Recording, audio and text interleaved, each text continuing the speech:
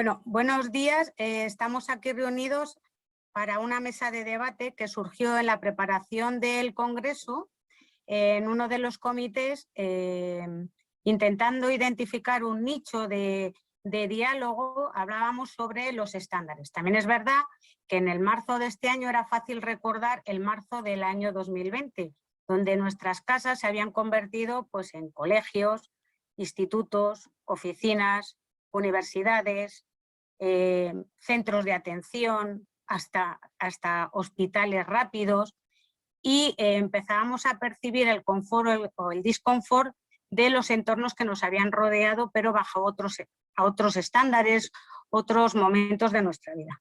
Es cierto que aquel día, hace casi 3 meses, el diálogo fue muy hábil y muy rápido, y todos nos quitábamos la palabra porque hablábamos de la importancia del ruido, de la importancia de la temperatura, de la ventilación que había entrado en nuestras vidas, del sol, del sombreamiento, etcétera.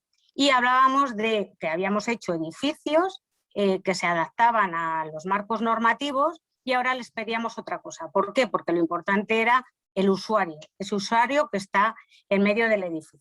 El otro día, buscando el título de esta ponencia, no recordaba una frase rápida, recordaba muchas cosas de aquel diálogo, pero no me venía una frase que identificara pues, aquella tranquilamente 90 minutos que estuvimos hablando todos los que estamos hoy presentes. Hoy está conmigo Rafael Lledó, Julia de CBR y Ana Espinel de Audiotet. Perdonen porque Rafael Lledó es de Lledó Iluminación, porque muchas veces el nombre y la marca lo asociamos, en este caso, no sé si esto lo tienes que cortar, Juan Carlos, pero me ha salido así. El título del debate, hablando con una compañera, le puse o le titulé La superación de los estándares en los edificios. ¿Creéis que percibimos que los estándares se han quedado cortos, o creéis que el título no es adecuado, o creéis que los estándares que tenemos ahora de nuestros edificios comparados con el parque edificado que vivimos en nuestros edificios, porque recordemos, solamente en viviendas el ritmo medio son 100.000 viviendas año, en el año 2007 estábamos en 800.000 viviendas año, y el parque construido antes del Código Técnico es más del 94-95% de lo construido. Por lo tanto, no tiene estos estándares de una vivienda entregada en el año 2020 o 2021.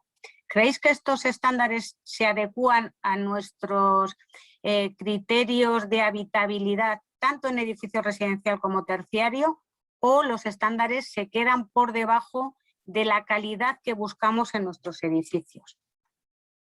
¿Quién quiere romper el hielo? Yo, si quieres, puedo empezar con algunos comentarios iniciales. Primero me gustaría partir diciendo que los edificios no se han inventado para ahorrar energía. Los edificios se han inventado o se inventaron ya ancestralmente para albergar a las personas y protegerles de los malos condicionantes de la naturaleza. Y como consecuencia de ahorrar y de las malas prácticas y los malos diseños, los edificios nos han aislado de la naturaleza, y eso nos ha perjudicado radicalmente, porque necesitamos unas condiciones para tener una vida plena que son distintas a las que realmente tenemos dentro de los edificios. Voy a dar un par de ejemplos.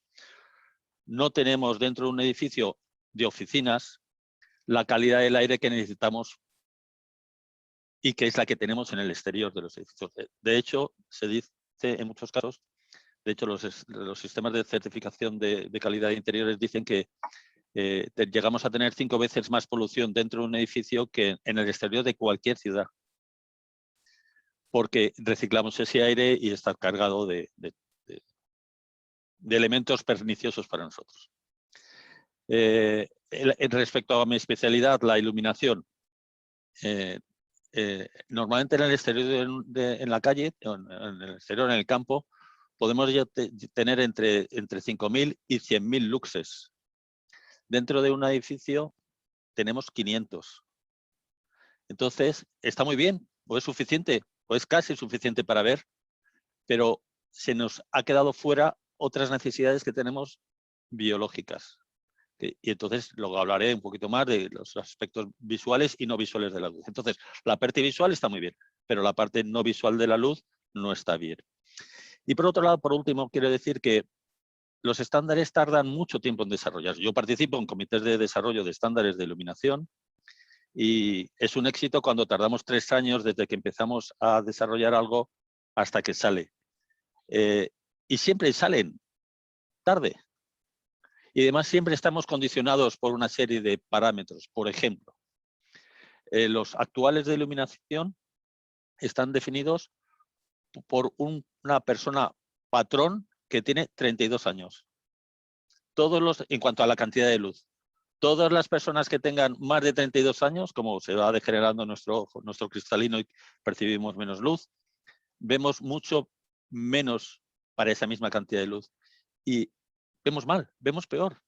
Entonces, ¿por qué se ha decidido 500 lux? Porque la persona de 32 años puede ver suficientemente bien en esas condiciones, pero yo, que tengo 60, no. Y así sucesivamente. Perdona, Rafael, este indicador es, para el código técnico tenemos que diferenciar entre el marco normativo, es todo aquello que deben de cumplir los edificios, que en España nos lo rige el código técnico, y luego los estándares de los sellos de certificación que identifican una serie de condicionantes con esos edificios. Los 500 se refieren al código técnico. Sí. Y a los estándares generales de iluminación, que estamos desarrollando unos nuevos que van a salir para este verano, que van a hacer recomendación de que llegue hasta 1000 luxes, dependiendo de las necesidades de las personas específicas. Pero todavía no está. Y eso se tendrá que ver reflejado en el futuro código técnico de la edificación.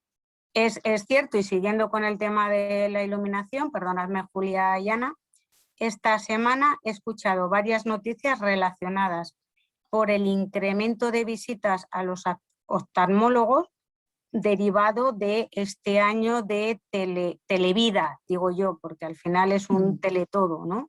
Y cómo las pantallas nos están afectando tanto a la parte, a la óptica. Yo, por ejemplo, me he tenido que cambiar de gafas, para mí un gran disgusto, y a mí me afecta también en el sueño, o sea, cómo es, y es un poco lo que siempre hemos hablado, Rafael, de los ciclos circadianos y cómo esa diferencia de luz durante el día nos puede afectar a nuestros ritmos biológicos, que eso también es muy importante. Por eso esa iluminación variable dentro del interior de nuestros edificios incrementa el rendimiento si es en un entorno laboral o incluso en un entorno educacional. ¿Es así? ¿Hay estudios que demuestran esto? Sí, de hecho, nosotros estamos diseñados para vivir en el exterior, con unas condiciones de la naturaleza, y estamos viviendo en un interior que es completamente distinto. Entonces, nuestro cuerpo no está acostumbrado biológicamente a lo que nos está pasando, y por eso tenemos que tratar de traer al interior del edificio todo lo que fuera tenemos.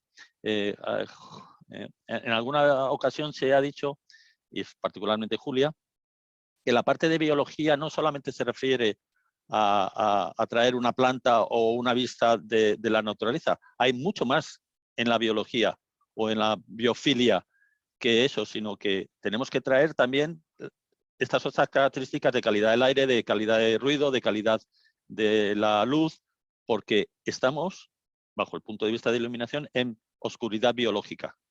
No tenemos suficiente luz en el interior de los edificios hoy normalmente, a no ser que estés cerca de una ventana, como para que activar tu sistema circadiano correctamente. Y por eso, en las nuevas normas que se están definiendo de iluminación, se están pidiendo subir los niveles de iluminación por encima, ya que como los sistemas LED son tan eficientes, podemos conseguir tener esos niveles de iluminación teniendo en cuenta que no consumamos más de 5 vatios por metro cuadrado. Y digo 5 vatios por metro cuadrado cuando es la mitad que lo que hoy exige el código técnico de la construcción, que dice 10 vatios por metro cuadrado. Y estoy diciendo muy conscientemente 5 porque sé que dentro de ya y dentro de muy pocos meses, para esos 1000 luxes vamos a conseguir hacerlos con esos 5 vatios por metro cuadrado, que está muy por debajo. Lo que quiero decir es que los estándares están por un lado, la vida real por otro lado, y los conocimientos científicos técnicos están por otro lado, y tenemos que tratar de coordinarlos en algo que sea mucho más armonioso y que tenga más sentido, teniendo en cuenta las personas. Bien, hasta ahora hemos entendido con unas pinceladas cómo determinar posibles dolores de cabeza, visitas al oftalmólogo.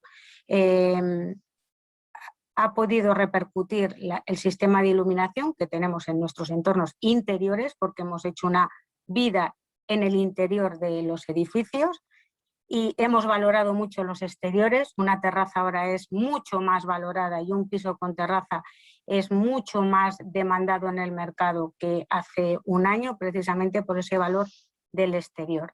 Rafael ha mencionado a Julia. Yo creo que, Julia, tienes la palabra a partir de la iluminación.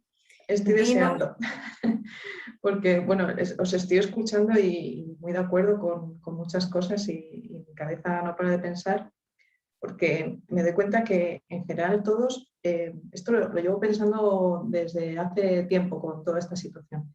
Creo que tenemos un discurso muy de centrarnos, digamos, en el edificio como un ente patógeno, ¿no? Esa cosa que nos enferma, que está todo mal, que vamos ahí a estar contra natura. Sin embargo, a mí me gustaría que, bueno, desde luego todos esos problemas estamos de acuerdo en que la normativa está todavía muy por detrás de lo que las personas necesitan, incluso las certificaciones también están por detrás. Sin embargo, a mí me gustaría pensar en la vertiente salutogénica, no patogénica del edificio. Y salutogénesis entendida como ese edificio, ese entorno que está repleto de recursos, y ahí estamos los técnicos, bueno, los técnicos y los equipos que trabajamos en eso, equipos multidisciplinares, para trabajar en llenar esos entornos construidos en recursos para las personas.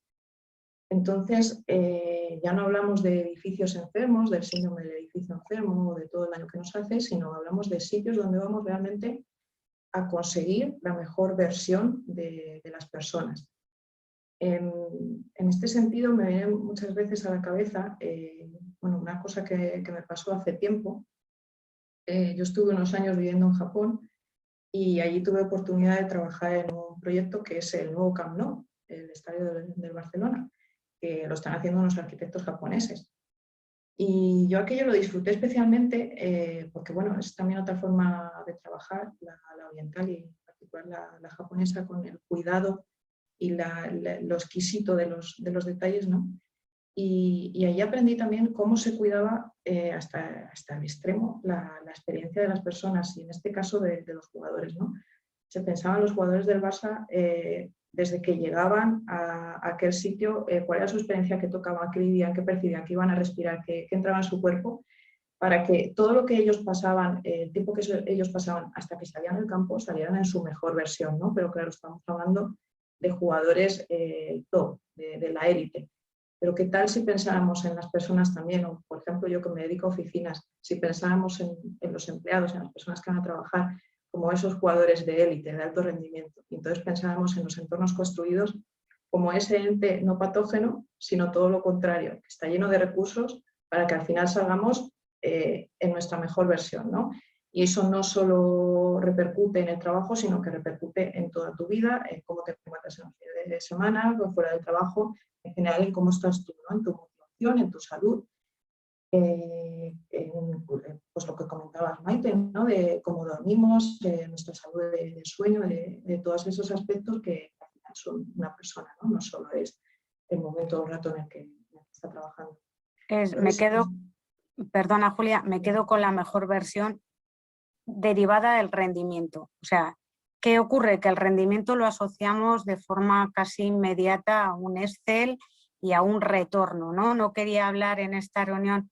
Rafael ha mencionado el diferencial de kilovatios, que eso va unido a euros. También estamos en una semana donde la factura de la luz es el trending topic, ¿no? Dentro de nuestro mundo. No quería entrar en que sí que lo podemos hacer, igual al final hablamos de esa medida que es el euro sobre el rendimiento, pero me quería más centrar en el confort, ¿no? Y ese rendimiento percibido de esa mejora, en este caso el ejemplo de los jugadores es muy claro, pero el rendimiento en las capacidades en el tramo de la enseñanza o en la versión de las oficinas o en nuestras casas, que también entendemos que son entornos de salud, ¿no? Porque en nuestras casas, pues si descanso mejor, esto me va a mejorar el rendimiento en las diferentes facetas, sean en mis hijos en el ámbito de la enseñanza, en el tema laboral, etcétera, etcétera. Una de las cosas que primero se percibe es cómo nos afecta el sonido. O sea, nuestras ciudades sin ruido, enseguida hemos captado ese confort derivado de esa ausencia de ruido. Posiblemente de forma inmediata hemos bajado nuestros televisores porque nos hemos acostumbrado a, sin que nadie nos lo haya dicho, ¿no? A un menor nivel de ruido. Y eso también va directamente relacionado con esa mejor versión de nosotros mismos. En este sentido, Ana, es verdad que el código técnico recoge y ha mejorado el tema de la acústica. Yo siempre pongo el ejemplo cuando hablamos de rehabilitación y alguien ha cambiado las ventanas, muchas veces igual por un tema estético, pero lo primero que percibe con el cambio de la nueva carpintería es que escucha menos la calle. Es el primer retorno percibido sobre un elemento constructivo. Ana, entiendo que puedes extenderte muchísimo sobre esto, pero sí, es verdad que es indicador de los decibelios, que lo entendemos cuando vamos a un concierto porque nos gusta oírlo muy alto, también nos gusta en nuestra vida normal, en todos los ambientes, tenerlos muy bajos. La verdad es que esta mesa me encanta por el título, primero, porque creo que hemos dado en el punto clave, ¿no?, de esta situación, sobre lo que decía también Rafa, ¿no?, de la desconexión que hay entre la percepción, la investigación y la ejecución de los edificios, que entramos ahí todos los agentes que intervenimos en ello. Y en el tema del ruido, pues la verdad es que tenemos una situación que ahora lo que hemos conseguido tener después de esta situación, esta experiencia post-COVID, ¿no?, ha sido tener más conciencia, más concienciación y más sensibilización puestos en las tres vertientes, ¿no?, tanto del ruido interior como del ruido exterior, ¿no? Yo creo que la parte del ruido exterior ha sido como, coño, tenemos una ciudad estupenda y resulta que hay pájaros, ¿no? Y tenemos sonidos que en el día a día antes no escuchábamos, y también dentro de nuestras viviendas, ¿no?, especialmente en el tema residencial, con el confinamiento, pues nos hemos dado cuenta de ruidos que en las 3 o 4 horas que vivíamos en nuestras casas cuando volvíamos del trabajo, pues quizás no éramos conscientes de ellos, ¿no? Entonces, pues hemos empezado a identificar el ruido de instalaciones, el ruido de convecinos, el ruido de zonas comunes y sobre todo también en el teletrabajo la falta de acondicionamiento de nuestros dormitorios, salones, cocinas, para poderte conectar con tu oficina y con tus compañeros. Bien. Entonces, estas situaciones han sido percepciones que se han ido midiendo, porque hay algunos laboratorios que nos hemos dedicado a tener datos sobre esta situación especial, ¿no?, para poder tener luego evidencias para cambio posible normativo. Entonces, cuando llegamos al tema este de los estándares, ¿no?, del documento básico del HR, ¿no?, del código técnico, en el que se fijaron, yo me acuerdo de aquel estudio en el que yo participé para identificar los niveles de exigencia del DBHR. Para hacer esto se hizo un estudio prenormativo sobre algo que veníamos de la norma básica de edificación del 81, ¿no? En el que se identificaban soluciones constructivas y qué es el aislamiento máximo que podíamos conseguir cuando se instalaban esas soluciones para el tema de aislamiento, ¿no? Especialmente aislamiento, a ruido aéreo, a ruido de impacto, pero aislamiento. Y sobre el elemento ladrillo, el elemento piedra, el elemento el que fuese, ¿no? Y a partir de ahí, pues comprobamos que realmente éramos capaces, con diferentes soluciones constructivas, modificando su composición, llegar a aislamientos superiores. Con lo cual, los índices de aislamiento que se pusieron en el código técnico como base regulatoria para que todos funcionáramos de forma homogénea, en el diseño y en la ejecución, era tener un parámetro que se pudiera construir, número uno, y por otro lado las referencias que teníamos de otras legislaciones, ¿no? Pues la holandesa, la de Canadá, que tiene un régimen parecido al nuestro, ¿no?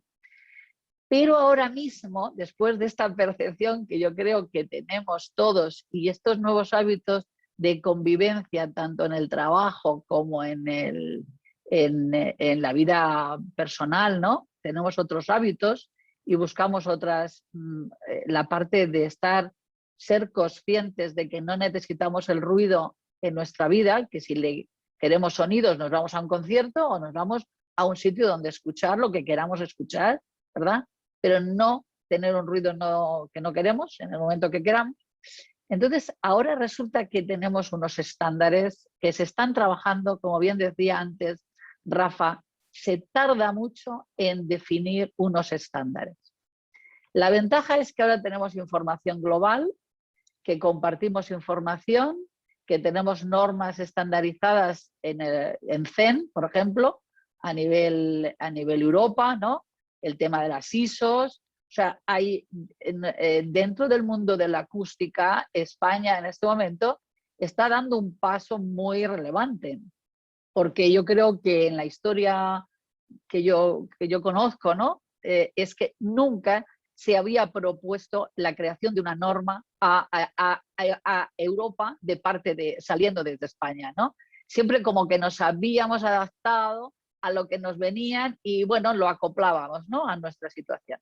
Entonces, ventaja que tenemos ahora mismo, tenemos datos globales, sabemos que hay 200 millones de viviendas en Europa y que tenemos además 50 millones de personas viviendo en edificios de altura, o sea, en edificios de convivencia, tanto en transversal como en horizontal como en vertical, ¿no? Y que comparten instalaciones y que comparten zonas comunes y que de alguna manera se tienen que generar exigencias de aislamiento para garantizar esa protección frente al ruido o la intimidad o todo esto, ¿verdad?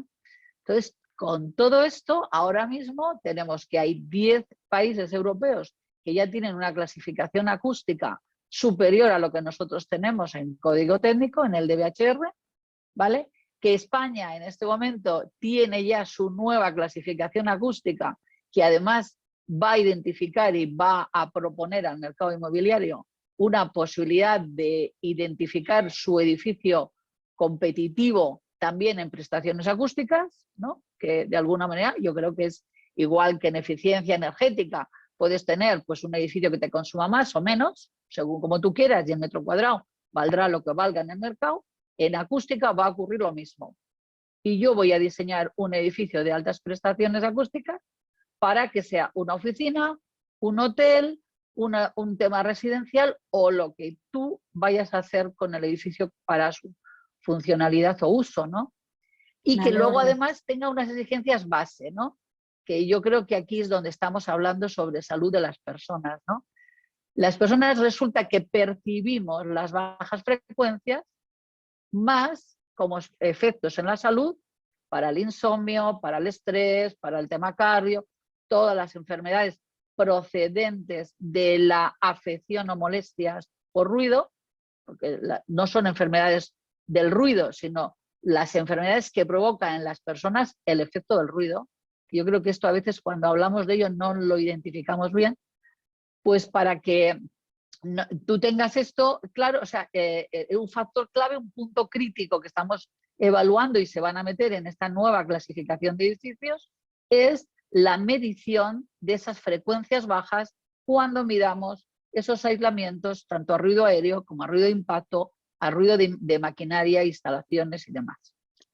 Entonces, vamos a crear muchas cosas nuevas, ¿no?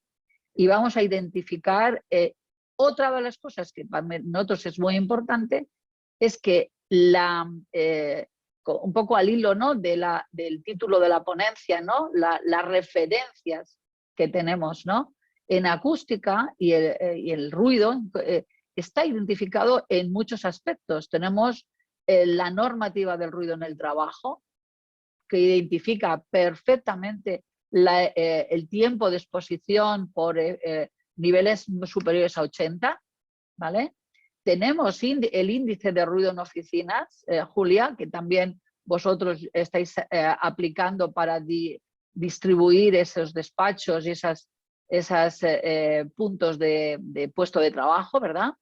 Tenemos el ruido del exterior, con los mapas de ruido, donde ya cuando se construye un edificio sobre un terreno se conoce perfectamente el ruido que tiene el exterior, el ruido exterior en el edificio. No volvamos a poner una urbanización al lado de un aeropuerto, ¿verdad? Creo que ahí Madrid ha tenido durante muchos años, por culpa de poner una edificación cuando ya se sabía que había una pista de un aeropuerto para salir, ¿no?, de Barajas, ¿no?, una de las pistas, ¿no? Si ya tienes el mapa de ruido, tú puedes edificar el interior de los edificios para que en la recepción, que al final es en lo que nos basamos todo esto, la prestación está en cómo perciben las personas dentro del edificio el ruido, tanto el que se produce por su uso, por funcionamiento, como el que procede del exterior. No sé, creo que hay muchas cosas por delante. Creo que hay unas oportunidades ahora mismo para homogeneizar, porque da lo mismo el que el edificio esté en Alemania que en Francia que en España. Y es que da lo mismo que esté en el norte que en el sur. Si la cuestión está que las personas dentro, las personas somos las mismas, ¿no? Sí, y, sí. Estemos en el sitio que estemos, necesitamos tener intimidad, necesitamos tener sosiego, necesitamos tener calma cuando la queramos o no, ¿no? Pero que podamos decidir. Necesitamos escuchar lo que queremos escuchar. Sí, este yo creo que sería un poco la dirección, ¿no? Me alegro que empiece a haber certificación, nivel o algún tipo de indicador que identifique las calidades acústicas de los edificios, y además es un indicador que no va a ir relacionado con esa unidad de medida que es el euro, porque aquellos edificios que hagan una intervención para la mejora acústica no se les va a pedir que el decibelio pague la inversión, sino correcto, que el confort mejore la competitividad de ese inmueble respecto a los otros, ¿no?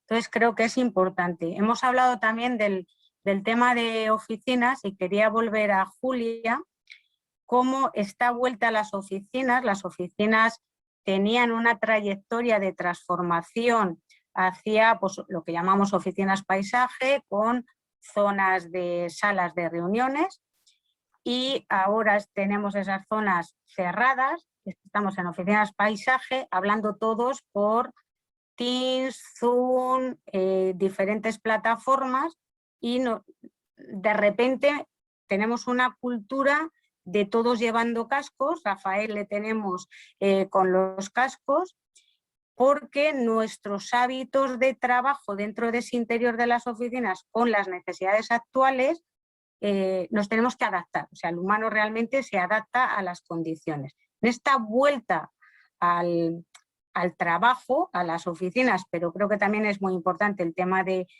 hoteles, pero quería hablar de las oficinas. Los departamentos de recursos humanos están planteándose identificar zonas seguras, que una puede ser el ruido, la luz, evidentemente temas de ventilación, entornos seguros, con revisiones. Lo que sí que está claro que son los protocolos de limpieza, el uso de las escaleras, usos de los ascensores. Se está protocolizando esa vuelta a los entornos de las oficinas, por ejemplo. Los colegios han ido mucho más rápido, luego hablaremos de ellos, pero en el tema oficinas, tema recursos humanos, que tienen un poder importante de gestión de este tipo de activos, hay un mercado abierto, hay la vuelta atrás y volveremos a nuestros hábitos convencionales con la vacunación en 6 meses, o todas estas percepciones que tenemos están para quedarse y va a cambiar el uso de las oficinas. Yo creo que esto que ha pasado, a pesar de todo, al final también es una oportunidad de mejora. Yo diría que no es que vayamos a volver a lo mismo, o no, es que vamos a mejorar con todo esto, porque al final son lecciones que se aprenden y sirven para seguir adelante. Me parece fundamental en la vuelta a la oficina que todo el mundo se está planteando el tener una visión holística de todo lo que afecta a esa vuelta a la oficina. Y ya no solo los técnicos o aspectos más operacionales, de distancia, de higiene, porque por supuesto que sí, pero que también pensemos en políticas, ¿no? Y en cómo se percibe ese espacio. Y ahí vuelvo a insistir un poco en lo que decía al principio cuando he empezado a hablar, el que se perciba el entorno percibido, o sea, el entorno construido como una oportunidad de recursos que tú encuentras. O sea, no podemos obligar a las personas a que vayan a una oficina intentando convencerles, no, es que todo es seguro, es que hay distancias, que llegas y estás el gel y está todo controlado. No, es que yo quiero atraerte que vayas al espacio construido, al espacio de la oficina, porque vas a entender que es un sitio que para ti es una oportunidad y que te ayuda en tu tarea y te ayuda en tu trabajo. Entonces, en ese sentido sí que tenemos que pensar que ya lo estábamos haciendo más allá en el espacio de trabajo como un lugar de oportunidad en el que voy y resuelvo cosas que a lo mejor si estuviera teletrabajando tardaba mucho más en resolver. Un lugar también en el que encuentro los recursos que yo necesito como persona, de socializar, de hablar con mis compañeros, de ver cosas, de encontrar todo eso allí, ¿no? Entonces eso no solo es el entorno, son las políticas, es esa visión holística de cómo debemos entender el espacio de trabajo que nos apoya en nuestra tarea, nos apoya en nuestra persona al final, y lo percibimos como un lugar de oportunidad y lleno de recursos. Y que además mejora nuestra salud y nos está cuidando.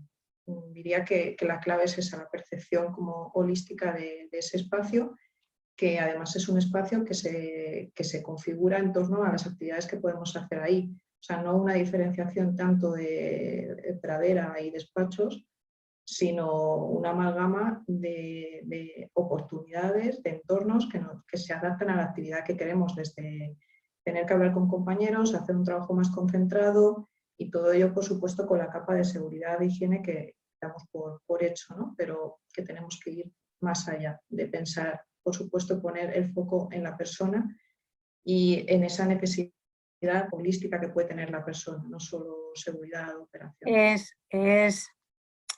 Cuando estabas hablando, me ha venido a la mente esta experiencia usuario, que en el mundo de la informática hay expertos para ese diseño de las aplicaciones y identificar y medir la experiencia usuario, y en el mundo digital está integrado tener esto, ¿no? Y en el mundo real, ¿no? En el físico, tenemos que aprender a identificar esa experiencia usuario, ¿no? Y determinadas marcas comerciales, sus puntos ya no de venta, porque puedes comprar por internet, sino esos espacios físicos donde puedes ir a ver esos productos de la marca, lo que buscan es la experiencia cliente, ¿no?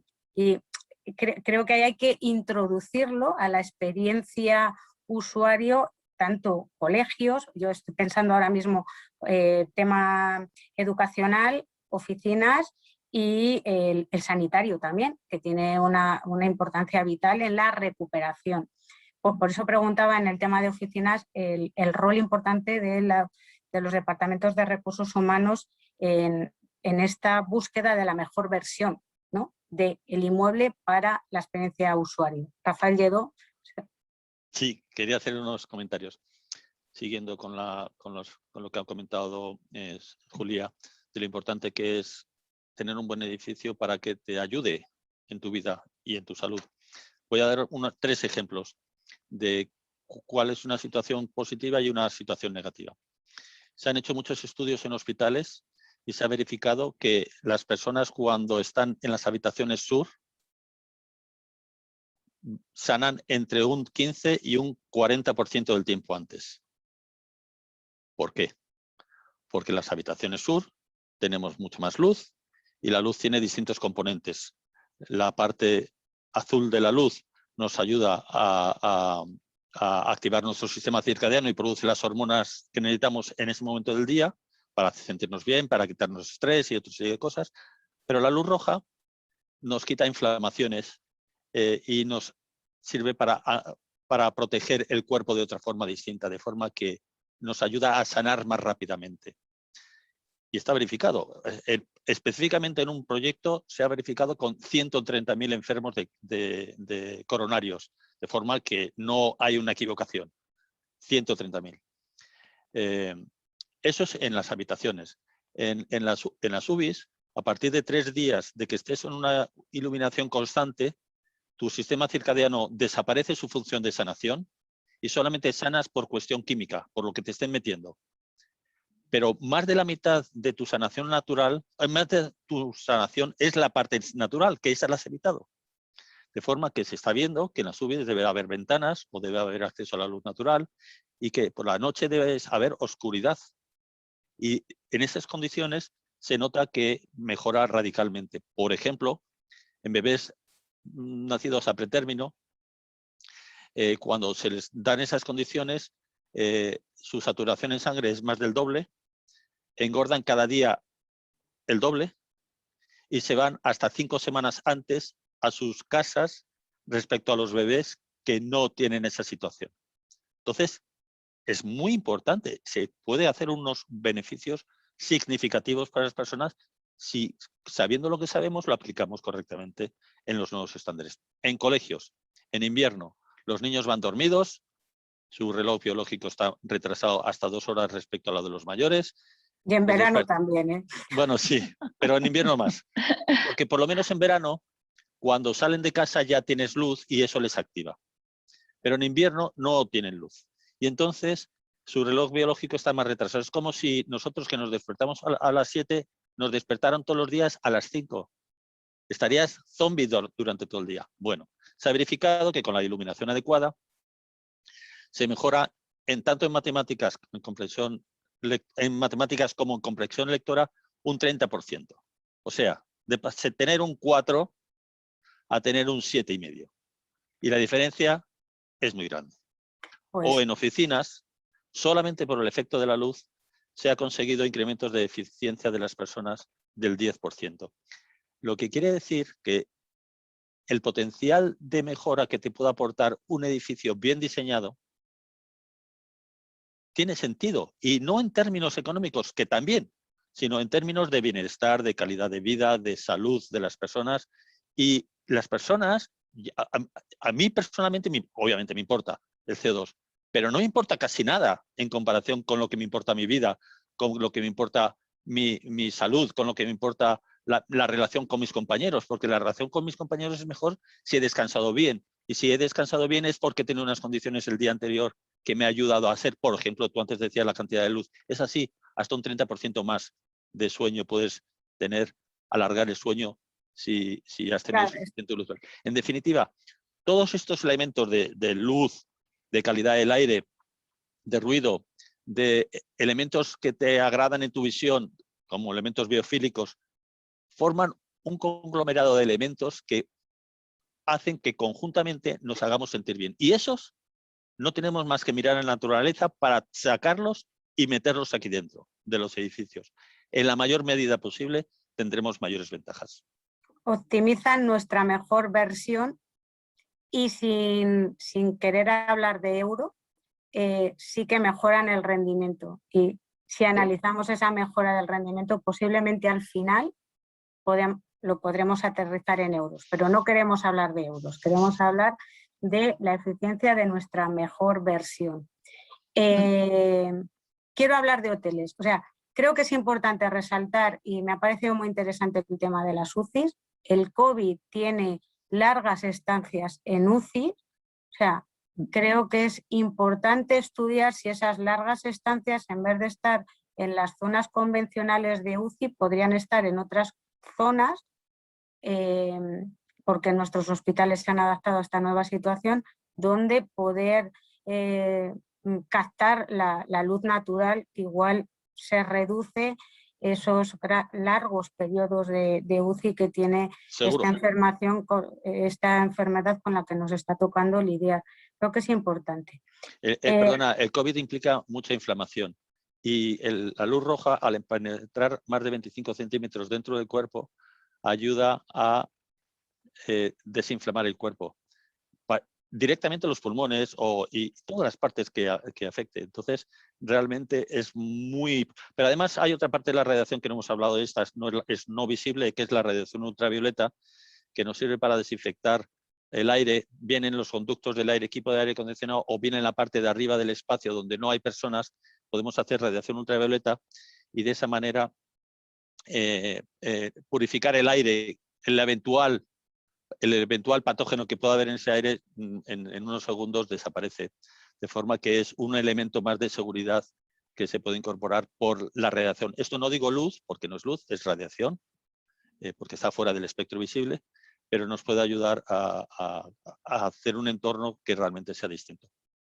Tema hoteles. En los hoteles entendemos, vamos, no podríamos entender que en una habitación de hotel escuches lo que ocurre en la habitación de al lado o incluso en el pasillo, y eso molesta, y es de las pocas veces que utilizamos ese elemento vintage, que es el teléfono que une con la recepción, ¿no? Porque es cuando nos acordamos que el fijo existía, ¿no? Y el ruido es claro. Creo que hablamos ahora es la época turística. Creo que para el turismo tener espacios seguros sería fundamental, cómo hacer esos espacios seguros y cómo conseguir la mejor versión de estas infraestructuras que son muy importantes en nuestra actividad como país. Julia, Ana, ¿alguna iniciativa? ¿Las grandes cadenas tienen esa hoja de ruta para la transformación en esos espacios seguros y esa identificación de espacios seguros? ¿Se percibe por parte del usuario? Yo creo que, perdóname Julia, voy a introducir un poquito sobre la parte que estás hablando, ¿no? Porque también es cierto que el espacio hotel, ¿vale? Se está concibiendo ahora para otros usos también, ¿no? Ya en el edificio hotel ya se tenían diferentes clasificaciones, ¿no? Del hotel urbano, del hotel de playa, del hotel resort, del hotel multiuso, ¿no? Ya se había identificado esto cuando se crea el sello o la identificación de hotel acústicamente responsable, ¿no? Con calidad acústica, que se hizo hace ya algún tiempo con el Instituto Tecnológico de Hoteles, que nosotros trabajamos con ellos, para identificar cuál era la calidad acústica en cada espacio dentro del hotel y dentro de las diferentes identificaciones de hotel, ¿vale? Clasificaciones de hotel. Ahora mismo hay una situación que también favorece. Y favorece que también yo creo que deberíamos de hablar de cómo ha ido durante este tiempo la innovación y la investigación que se están haciendo sobre también elementos de interiorismo, ¿no? Hay mucho producto que se ha investigado, que se ha caracterizado en la parte de acústica especialmente, con ensayos en laboratorios fijos, ¿no? Donde se ha identificado diferentes naturalezas de producto, la madera, las fibras, la piedra, hay el vidrio incluso, ¿no? O lo más que quizás en este momento estamos trabajando es con las superficies vegetales, ¿no? La certificación de superficies vegetales, tanto en interior como exterior, para absorber y crear una absorción acústica que dé un coeficiente, digamos, más habitable en los espacios, ¿no? Pues esto también se está incorporando al mundo de hoteles. Entonces, ahora mismo hay una nueva funcionalidad dentro de edificios hoteles, que es ese servicio que dan a las empresas para poder tener a trabajadores haciendo teletrabajo, ¿verdad? Que también existe esta oferta, o incluso a zonas de reuniones, ya que no se pueden hacer conferencias, ¿no? No podíamos tener muchas personas en el mismo espacio, pero sí tener mesas de negociación con una separación amplia, dado de que tienen espacios en el centro ciudad quizá más amplios que en otros despachos de oficinas, ¿no? Sí, sí, sí. Entonces, para hacer esto, pues se ha trabajado muchísimo en el tiempo de reverberación adecuado para la inteligibilidad de la palabra, ya no solamente para el conferenciante en una sala de conferencias, sino también a la hora de hacerse comprender en una negociación. Es muy difícil negociar cuando no se tiene una presencia física para personas acostumbradas al contacto, ¿no? Que tú hablas con el sonido, pero también con los gestos, ¿no? Entonces, la palabra o el sonido ahora es muy importante, ¿no?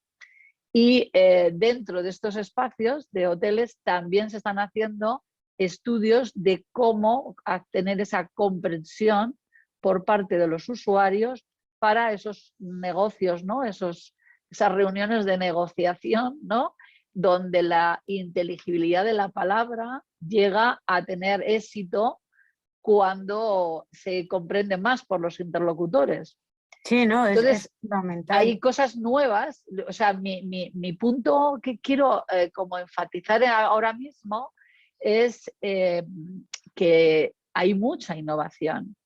Hay innovación en los productos, yendo por el tema más ecológico, no solamente por la parte de acústica. El producto tiene que cumplir las características acústicas, pero también ser ecoeficiente, ¿no? Y tener su huella de vida en el funcionamiento, ¿no? Del edificio. Eso se está teniendo en cuenta y eso para mí es innovación, que es un cambio brutal, porque no se busca una caracterización sobre una prestación determinada, sino se busca que el componente de las características a esa prestación, pero también cumpla con los valores de sostenibilidad, de concienciación, de ecología, de residuos, o sea, todos los factores en los que estamos ahora, ¿no? Y otro punto que yo creo que también es muy importante, que yo estoy segura que Julia lo conoce bien, son en el tema de diseño de espacios, ¿no? En el diseño de salas, en el diseño de superficies, como los restaurantes de los hoteles, ¿no? Que conviven con la zona de descanso, o las piscinas, si son zonas de costa, posiblemente, ¿no? Cómo conviven, ¿no? El punto de emisor con el punto de recepción, ¿no?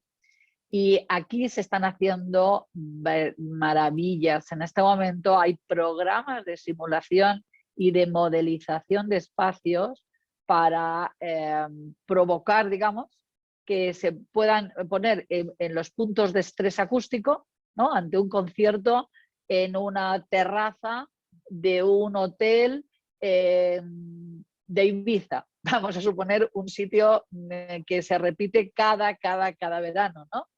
Bueno, pues estas situaciones ya se pueden incorporar a programas de simulación. El mundo de los datos al final te da posibilidades de modelizar, ¿no? Espacios. Y esto en hoteles es algo espectacular lo que se está haciendo y lo que se puede ofrecer a este mundo de hoteles para que cuando vayan a hacer una rehabilitación o una reorientación por el uso, o bien lo que pretendan hacer, una nueva inversión para hacer una modificación, les expliques esos espacios, cómo pueden tener esa habitabilidad incorporando, como bien dice Rafa, la parte de iluminación adecuada según el espacio, la calidad del aire, la térmica también, ¿no? La parte térmica de percepción térmica y la parte de acústica. Todo puede estar dentro de un mismo programa para ayudar al diseñador que haga esos espacios habitables, saludables, confortables, o sea, para que todos al final somos usuarios de hoteles, ¿no? No sé qué opina Julia sobre ello, pero creo que, vamos, yo os cuento, creo que la parte más novedosa de lo que hay ahora mismo, ¿no? Nicho de mercado, transformación, adaptación. Sí, bueno, estoy de acuerdo en que la realidad de los hoteles se ha vuelto más compleja todavía que ya lo era con los nuevos usos que se incorporan. Contamos con estrategias de diseño, con soluciones técnicas muy innovadoras que nos ayudan a dar respuesta pues, a esas nuevas necesidades. Y además, a mí me interesa también mucho el cómo medimos esa experiencia que estamos dando, ¿no? En todo, pero particularmente en los hoteles. Yo creo que estamos de acuerdo en que lo que no se puede medir no se puede mejorar y por lo tanto Totalmente. Tenemos que estar siempre pendientes y alertas de esa respuesta que nos da el usuario a la experiencia que le estamos ofreciendo. Y en ese sentido os quería compartir una anécdota de un proyecto, algo que me pasó, y es que bueno, estaba trabajando en un pequeño piloto dentro de un hotel casualmente, adecuar un espacio a un uso más de oficina de reuniones. Entonces, para ello usamos principalmente la variable que nos interesaba era la madera. Utilizamos unos revestimientos de madera natural preciosos, que además tenían un aroma, un ligero aroma que tampoco era perceptible, pero sí que estaba ahí, ¿no? Y entonces se creaba como, bueno, tenía mucho que ver con un ambiente de naturaleza. Era realmente un espacio increíble, o sea, estábamos encantados con el diseño. Entonces hicimos una experiencia con unas personas que invitamos a trabajar allí durante unos días, a reunirse, a hacer una serie de actividades y a las que íbamos midiendo distintos parámetros, pues no solo a través de encuestas, sino también parámetros fisiológicos como concentración de enzimas salivales, ondas cerebrales, ritmo cardíaco, presión arterial. Entonces, bueno, a estas personas las invitamos que estuvieran ahí en ese espacio y a la vez creamos otro espacio paralelo muy similar, pero en el que los acabados eran de una madera imitación sintética, eran acabados de plástico que, bueno, parecían madera, pero realmente no lo eran, y además los parámetros de calidad del aire incluso eran distintos, ¿no? por todas las partículas que emiten este tipo de materiales plásticos. Bueno, pues ¿cuál fue nuestra sorpresa? Que cuando comprobamos los resultados, las personas no solo nos decían que se sentían mejor en ese espacio con plástico, sino que fisiológicamente estaban mejor. O sea, ya no es que fuera algo discutible, algo de que ese día, pues por lo que fuera, no, es que fisiológicamente su ritmo cardíaco era mejor en el espacio de plástico, fisiológicamente se estaban encontrando mejor en el espacio de plástico. Entonces, bueno, fue un desastre porque además nosotros estábamos apostando por la madera, no nos explicábamos aquello, estuvimos indagando mucho y llegamos a la conclusión, nos dimos cuenta de cuál había sido el motivo. No sé si tenéis aquí alguna hipótesis de cuál pudo ser el motivo de aquello, si se os ocurre alguna explicación a vosotros así a priori. Pues que al final estamos tan rodeados de espacios artificiales que hemos transformado nuestra percepción de confort, no sé. Efectivamente, Maite. O sea, por ahí va el tema. Resulta que, bueno, esta experiencia la estábamos llevando a cabo en Japón y las personas que participan eran personas muy jóvenes, personas de unos 20 y pocos años.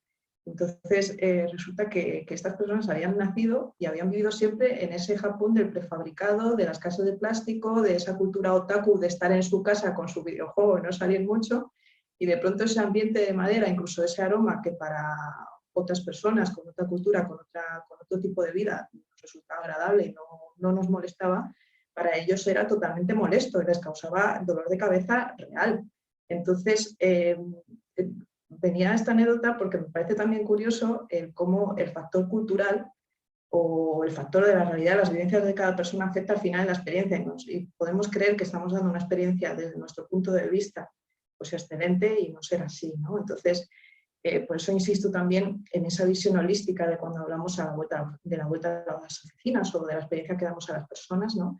Esa visión holística que no solo incluye los aspectos tangibles, técnicos, las políticas, la comunicación de las mismas, es que incluye mucho más, ¿no? Incluye el factor cultural, el factor al final humano, que es algo pues impredecible hasta cierto punto y que también tenemos que trabajar y tener sensibilidad hacia eso. Sí.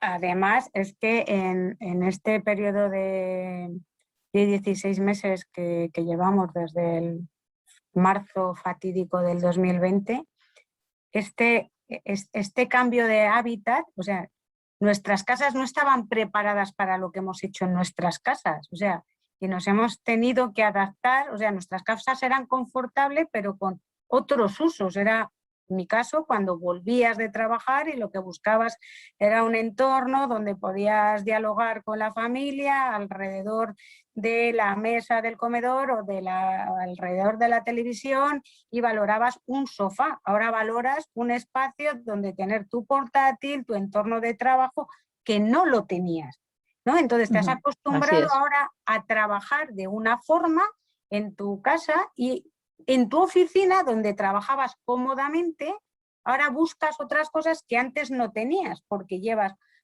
16 meses haciendo cosas que te han beneficiado. O sea, me tomo el café a las 10:30 y me viene muy bien. Igual en la oficina me sentaba y era todo seguido y no me levantaba, pero es que levantarme 10 minutos me viene muy bien.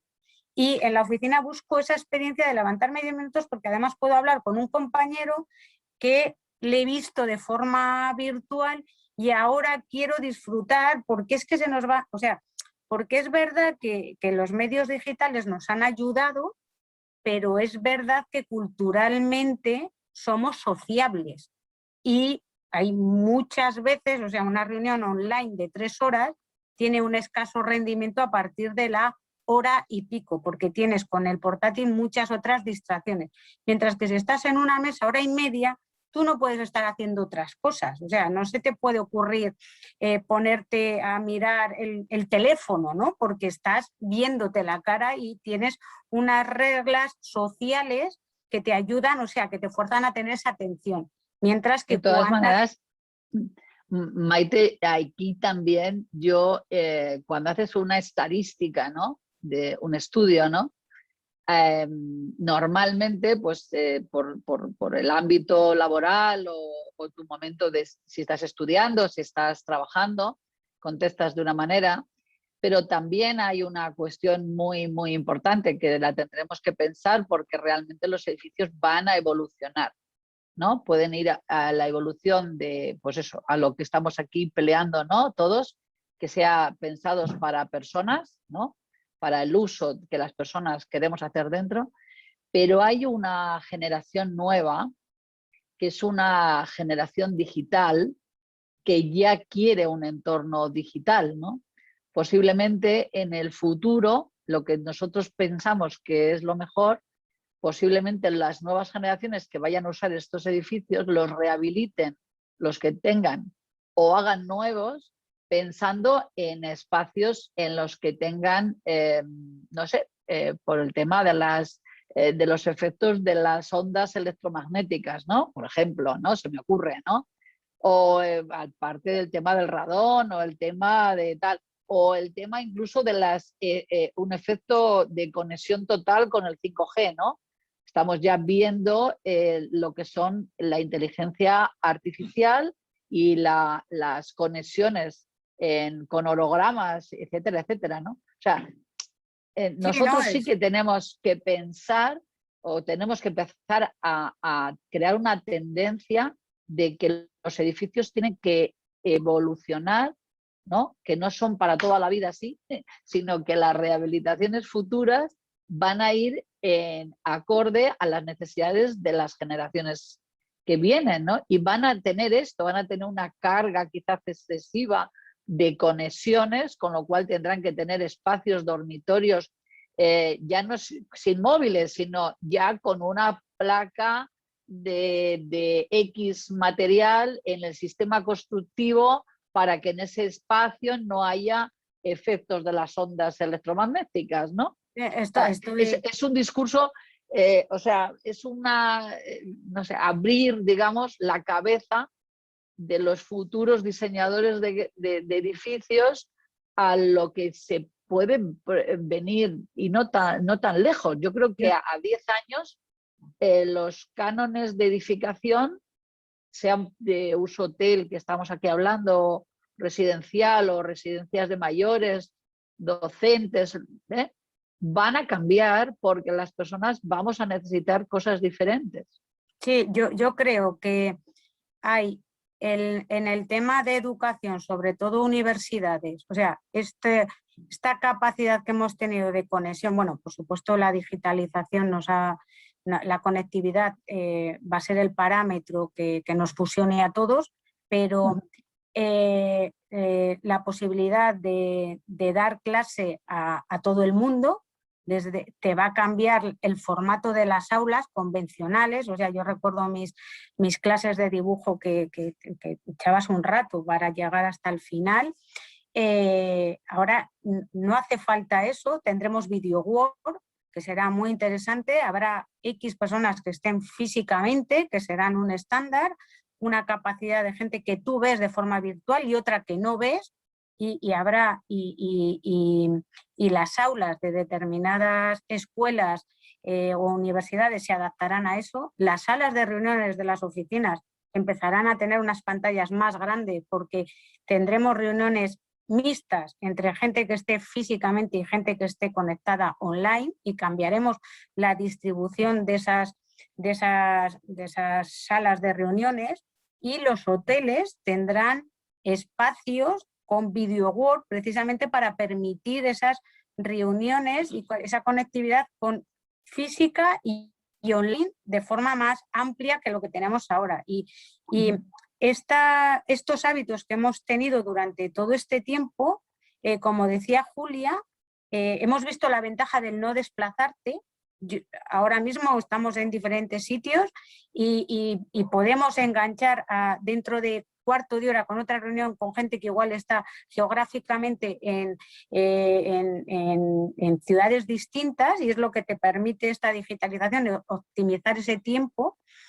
Y eso está para quedarse, porque eso hemos aprendido que es mucho más eficiente, ¿no? No tenemos este espacio de movimiento, y eso también ha mejorado nuestras ciudades, que tenemos menos coches, ¿no? Y eso reduce las emisiones. Luego tenemos más coches de reparto, eso también va a condicionar nuestras ciudades en el tema de la movilidad, porque cuando empecemos a salir más con el coche, las furgonetas de reparto de todas las marcas van a estar ahí y vamos a convivir de otra forma. Esos espacios que ahora llenan delante de los portales con las furgonetas de reparto del e-commerce va a convivir con nuestros hábitos convencionales, y esto habrá que regularlo.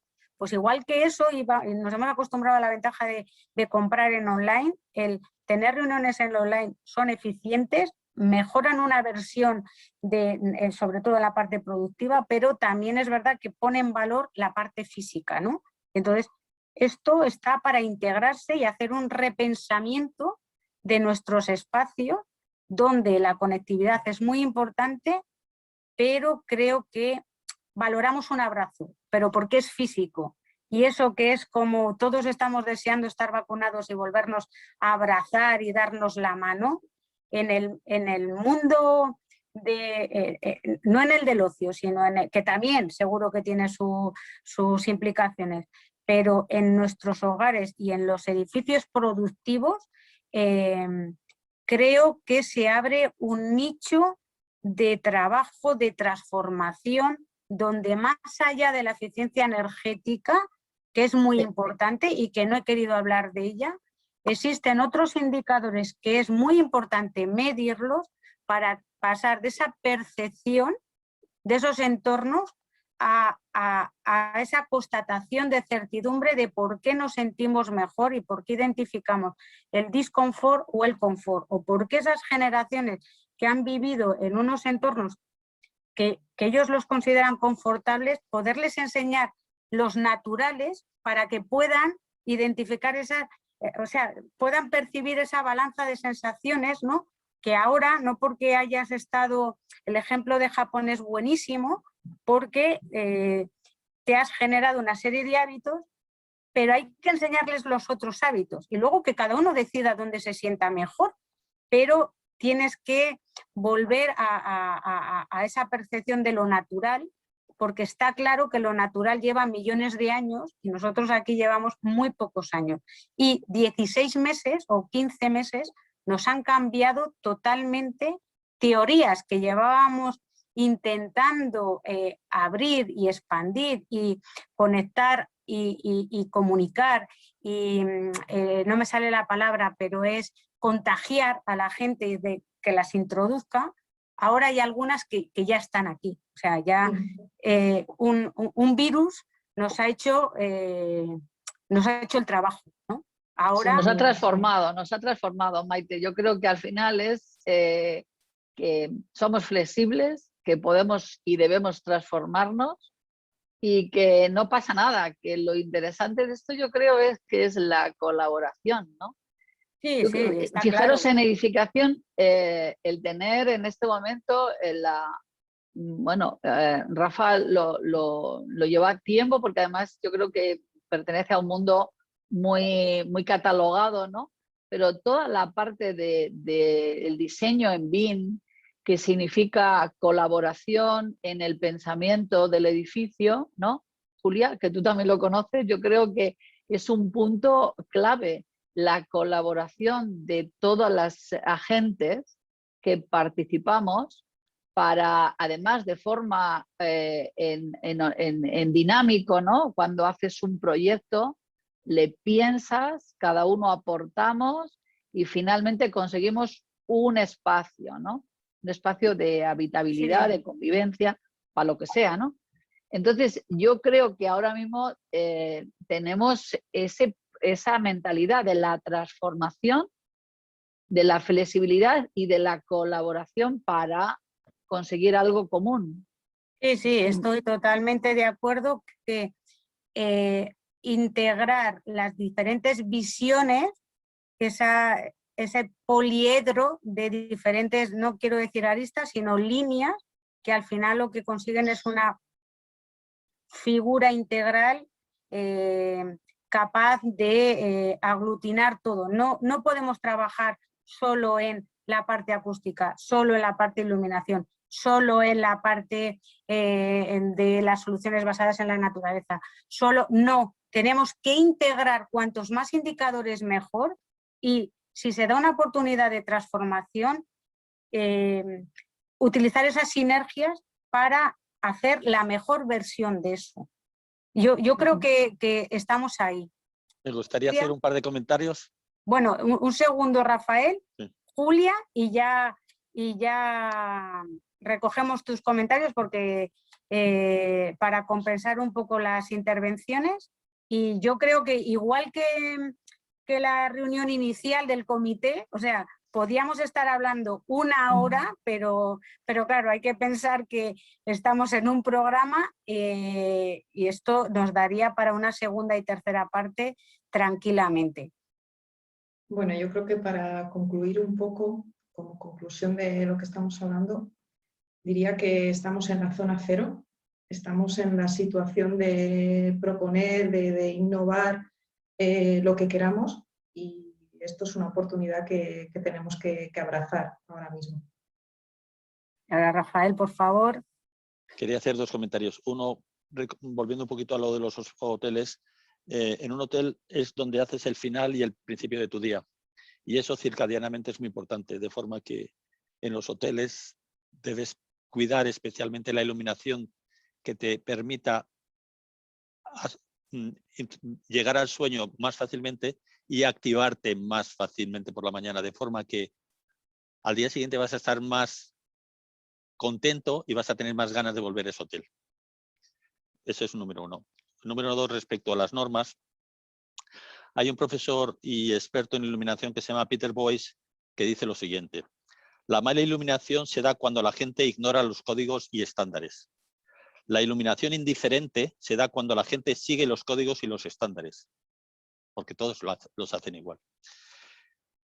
Y la buena iluminación solo es posible cuando el diseñador de iluminación con conocimientos, talento y consciente de lo que está haciendo no está limitado solo por los códigos y los estándares. De forma que hay que superar los códigos y estándares para hacer algo que tenga un valor importante para las personas. Muchas gracias, Rafael. Únicamente para terminar, me gustaría a aquellos oyentes que puedan haber tenido el reto de escuchar casi los 80 minutos de conversación, que igual hay una versión corta de 40, ahí me quedo. Recordarles que en la plataforma de AICE hay 3 libros donde el usuario está en el centro con una trayectoria desde el edificio de energía casi nula el segundo, no recuerdo ahora mismo el título, perdóname Rafael, porque... Edificios sostenibles y saludables en una inversión razonable. Y el tercero... Y el construcción saludable. Construcción saludable. Entonces, bueno, para continuar en la Wikipedia de la mejor versión de nuestros entornos. Bueno, muchas gracias a todos. Gracias. Gracias.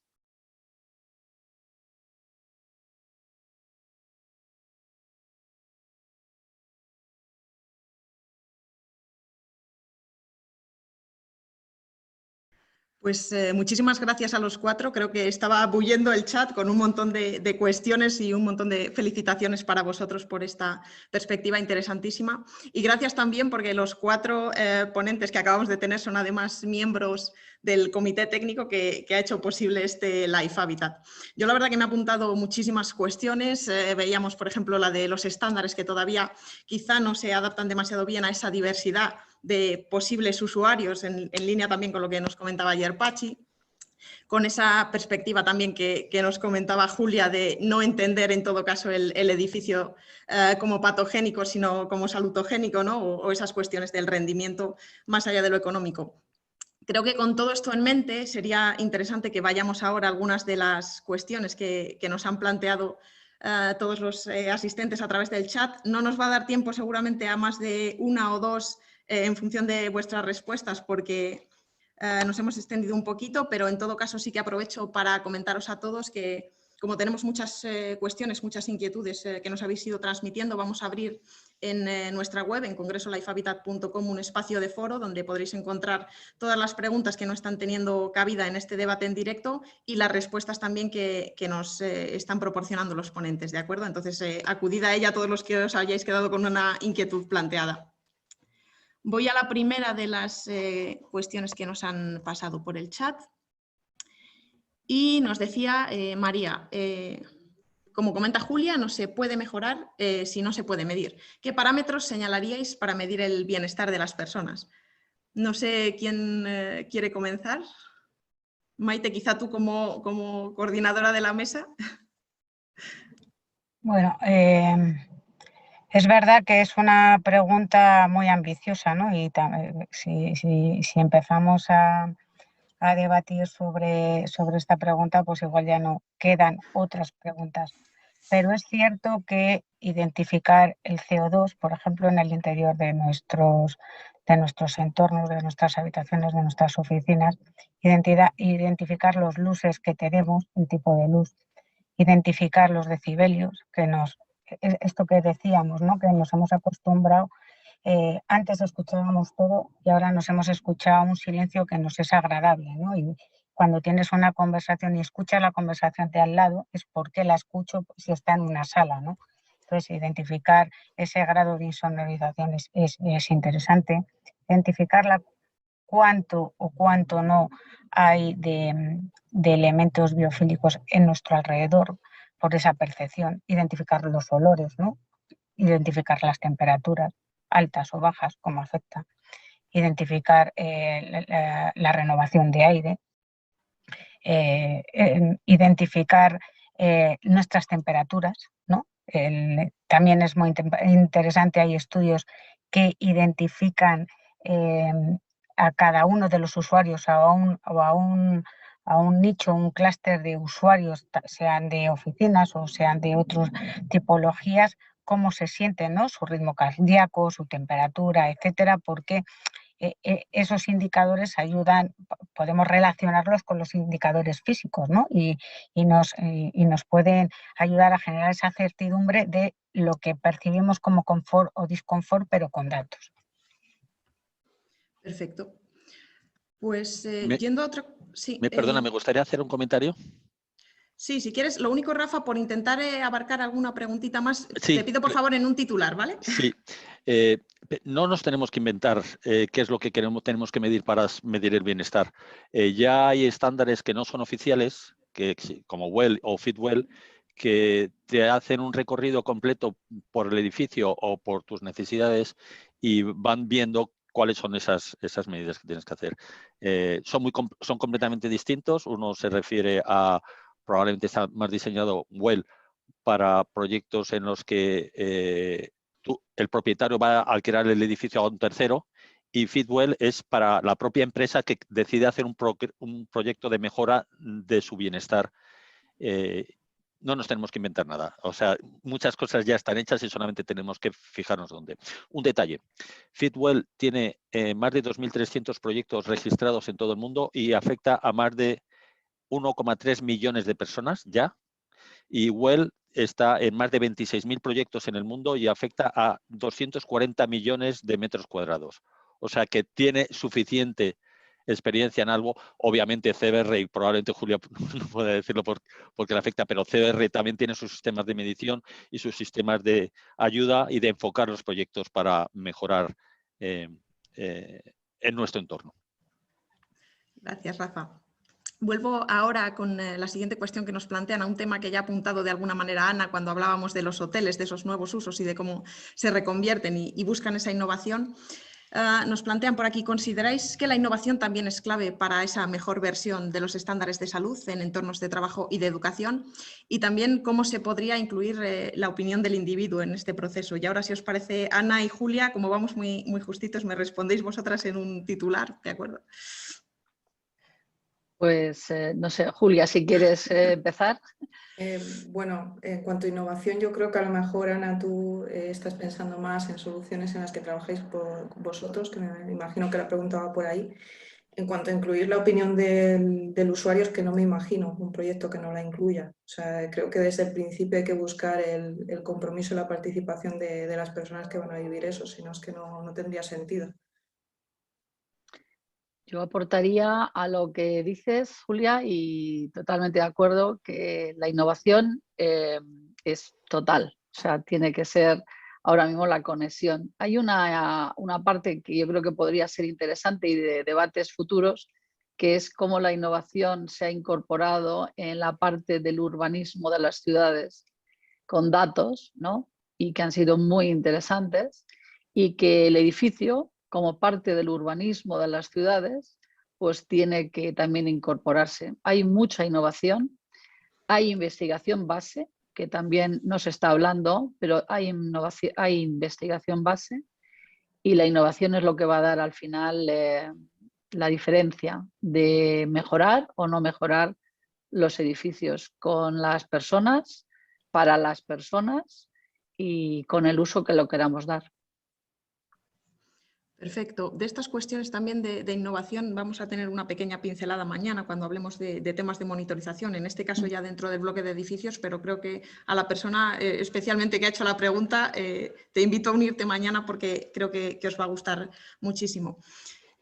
Tenemos por aquí alguna más que creo que se va a responder cuando lancemos la siguiente ponencia, la de cómo se podría cuantificar también el bienestar en términos económicos, y además aprovecho para invitaros a leer ese libro que nos presentaba antes Maite, el libro de edificios sostenibles y saludables, una inversión rentable, que además ha sido también desarrollado con la colaboración precisamente de los miembros que están participando de esta mesa. Y si os parece, con esto cerramos por el momento y nos vamos a esa siguiente ponencia. Muchísimas gracias a los 4 nuevamente. Gracias a vosotros. Gracias a vosotros. Un placer. Muchas gracias.